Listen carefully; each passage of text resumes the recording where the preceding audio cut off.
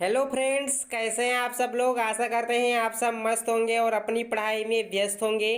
दोस्तों, आज के इस वीडियो में मैं आप सभी लोगों के लिए 2023 वार्षिक परीक्षा के लिए इंग्लिश का मॉडल पेपर लेकर आया हूं। अगर आप लोग क्लास 9th का पेपर देने वाले हैं इंग्लिश का, तो इस वीडियो को अंत तक देखिएगा। ये वीडियो आपके लिए काफ़ी ज़्यादा इम्पोर्टेंट होने वाला है।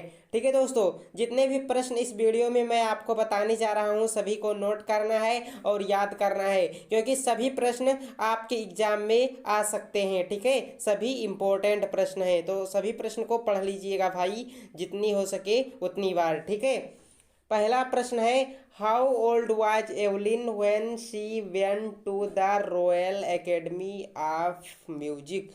एवलिन की उम्र क्या थी जब वह रॉयल एकेडमी ऑफ म्यूजिक में पहुंचा। ठीक है, तो उसकी उम्र क्या थी, तो आप लोगों को बताना है दोस्तों उसकी उम्र क्या रही उस वक्त जब वह royal Academy of the music में एंटर किया था।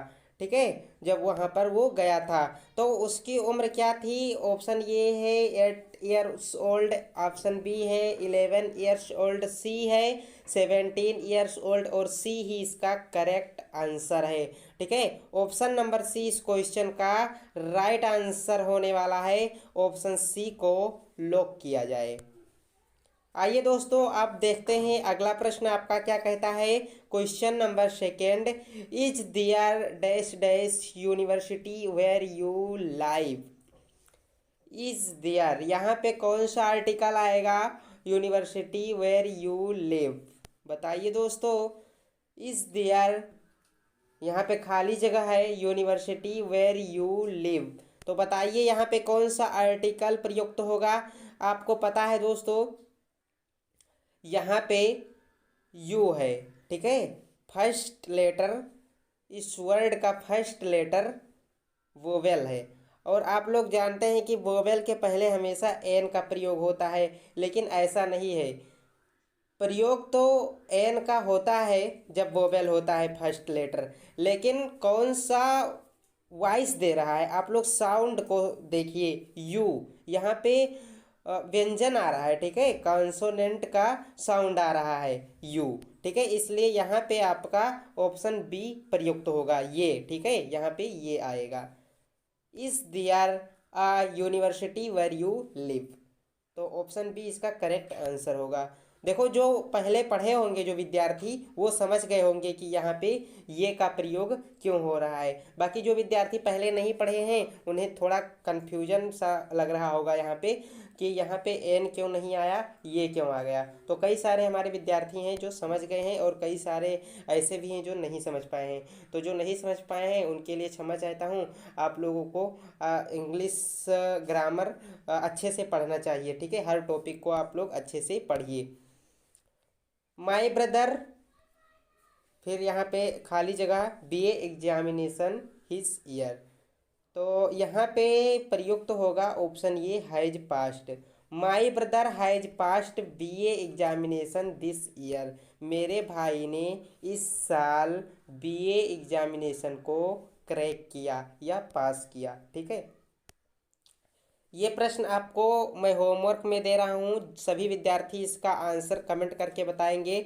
Do you like your new teacher, identity the adjective in this sentence.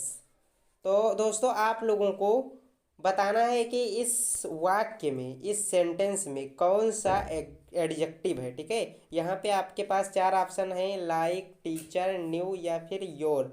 तो आप लोग बताइए इन वाक्य में, इस वाक्य में कौन सा वर्ड एडजेक्टिव है। तो आप लोगों को पता ही होगा कौन सा है, तो जल्दी से चुपके से कमेंट कर दीजिए। पांचवा प्रश्न है, which festival is mentioned in the lost child. The lost child वाले चैप्टर में किस त्योहार का जिक्र किया गया है, किस त्योहार का वर्णन किया गया है।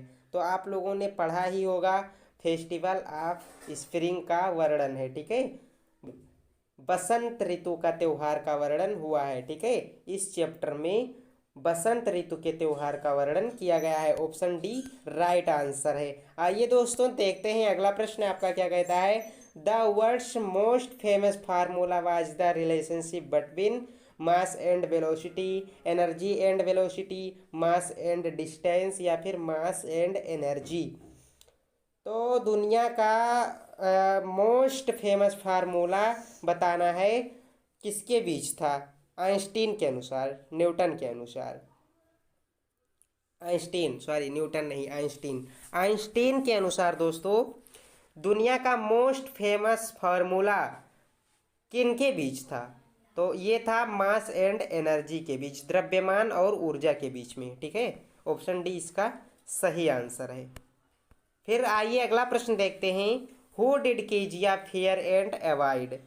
Who did Kezia fear and avoid? Right answer है हर फादर।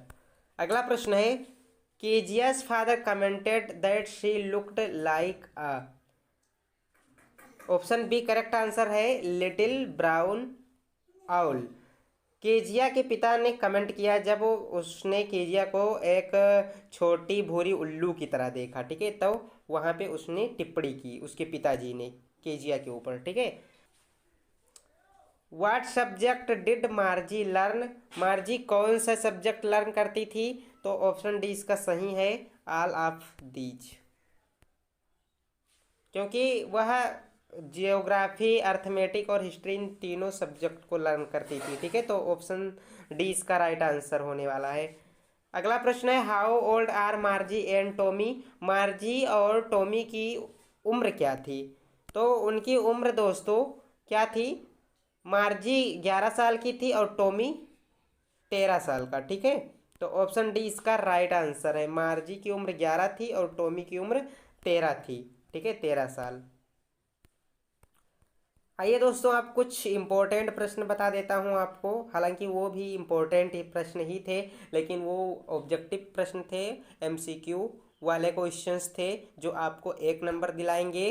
और अब जो आपको मैं बताने जा रहा हूं ये सारे प्रश्न आपको 2 से 3 अंक, यहाँ तक कि 4-4 अंक भी दिला सकते हैं। ठीक है, ये सारे प्रश्न जो अब मैं बताने जा रहा हूँ। What kind of teachers did मार्जी and Tommy have? मार्जी और टॉमी के टीचर किस प्रकार के थे, आप लोगों को बताना है। ठीक है दोस्तों, तो देख लीजिए आंसर यहाँ पे लिखा गया है। 1 मिनट, यहाँ पे देखिए, यहाँ पे आंसर लिखे गए हैं इसके, आप लोग पढ़िए ध्यानपूर्वक। मार्जी and Tommy had mechanical teachers in the form of a computer. The teacher had a big black screen on which all the lessons were flashed and the questions were asked. ठीक है, the teacher also had a slot where students had to put their homework and test papers. The teacher was always on at a certain time every day except Saturday and Sunday. ठीक है, तो ये है आपका answer. इसी तरह से आपको लिखना है। देखिए आप लोग चैप्टर अच्छे से पढ़े होंगे तो आंसर आराम से और अच्छे अच्छे हैंड राइटिंग में आप लोग लिख सकेंगे। तो आप लोगों को चैप्टर अच्छे से पढ़ के तब जाना है। ठीक है, इंपॉर्टेंट क्वेश्चन के भरोसे मत रहिएगा।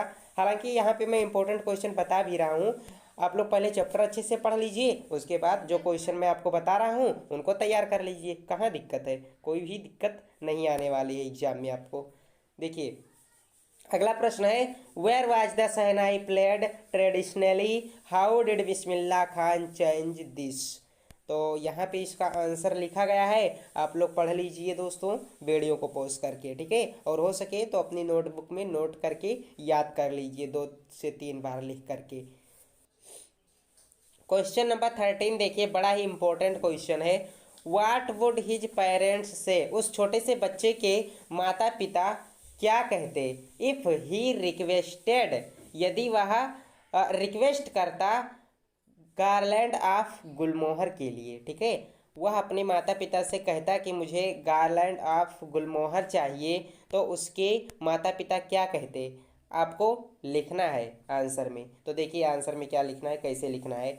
If the child requested for the garland of gulmohar, यदि वो बच्चा गार्लैंड ऑफ गुलमोहर की मांग करता, रिक्वेस्ट करता अपने माता पिता से कहता कि मुझे गार्लैंड ऑफ गुलमोहर दिलवा दो, तो उसके पिता क्या कहते जानते हैं? उसे इनकार कर देते उसे खरीदने से। ठीक है। His parents would refuse to buy him those flowers by saying that they were cheap. ठीक है दोस्तों, इस तरह से आंसर लिखना है आपको। क्वेश्चन नंबर 14 देखिए, read the stanza given below and answer the question that follow. यहाँ पे एक स्टेंजा दिया हुआ है आपका, इसे आप लोग पढ़िए और उसके नीचे दिए गए प्रश्नों का उत्तर दीजिए। तो दोस्तों इस स्टेंजा को आप लोगों को पढ़ना है, उसके बाद इसके आंसर्स देने हैं। ठीक है, इन क्वेश्चंस के आंसर्स देने हैं, तो ये आपको होमवर्क में करना है। जितने भी क्वेश्चन हैं, फर्स्ट सेकंड थर्ड 3 क्वेश्चन है आपके पास, तीनों क्वेश्चन का जवाब आप लोगों को कमेंट करके जल्दी से देना है। स्टेंजा को पढ़ेंगे तभी आंसर दे पाएंगे क्वेश्चन का। ठीक है, तो पहले इस स्टेंजा को पढ़िए, उसके बाद क्वेश्चन को पढ़िए, ऑप्शंस पर नज़र दौड़ाइए, फिर जवाब इसका सही एकदम सटीक बताइएगा। ठीक है दोस्तों, देखिए क्वेश्चन नंबर 15 देखिए क्या कहता है। क्वेश्चन नंबर 15 भी बहुत इंपॉर्टेंट है। Why did Kezia's grandmother send her to the drawing room every Sunday afternoon. देख लीजिए आंसर यहाँ पे है।